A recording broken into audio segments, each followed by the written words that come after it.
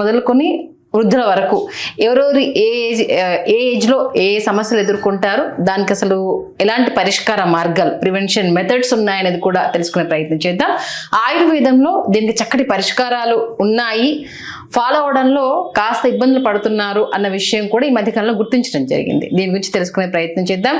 గురు ఆయుర్ care doctor Upender కట్ట MS అనలిస్టికల్ surgeon మనతో ఉన్నారు.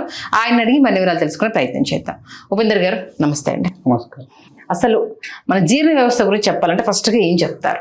డైజెస్టివ్ సిస్టమ్కి సంబంధించిన సమస్యలలో ఎక్కువగా చాలా మంది చూసే సమస్య ఏంది, ఆకలికి తగ్గిపోవడం, నెక్స్ట్ వచ్చేసి కాన్స్టిపేషన్, మలబద్ధకం ఎక్కువగా ఉంటుంది, లేకపోతే కడుపులో మంట.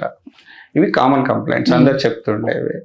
అన్ని ఏజ్లో కూడా ఇప్పుడు జనరల్గా ఏంటంటే ఒకప్పుడు 15 సంవత్సరాలు దాటితేనే ఈ ఆకలి తగ్గిపోవడం కానీ, మలబద్ధకం కానీ, కడుపులో మంట ఇలాంటి సమస్యలు చెప్పేవారు.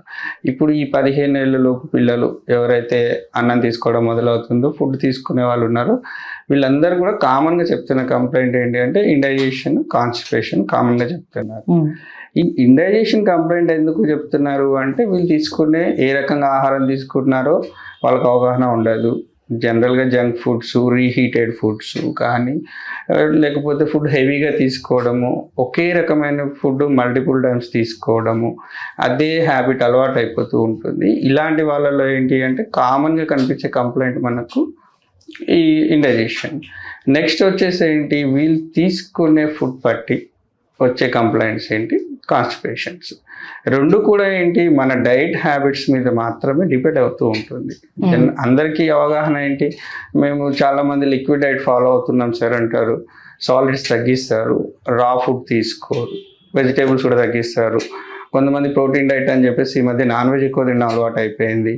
కొంతమంది దాన్ని ఆయిల్ యూజ్ చేయొద్దు అని చెప్పేసి డైరెక్ట్గా దాన్ని కబాబ్ అని చెప్పేసి హీట్ చేసేసుకొని తింటున్నారు.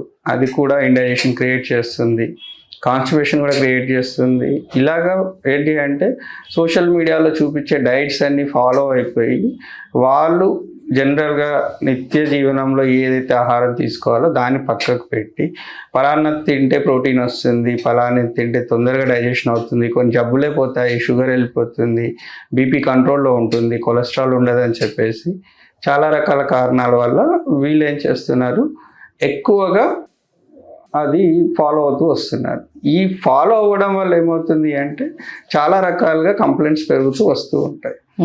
అందుకనే ఏంటి అంటే డైజెషన్ సిస్టమ్ని మనం కరెక్ట్గా చూసుకుంటే చాలా రకాల జబ్బులకి ఇది మూలం. మీరు ఏ జబ్బుకైనా వెళ్ళండి, ఫస్ట్ ఏం అడుగుతారు,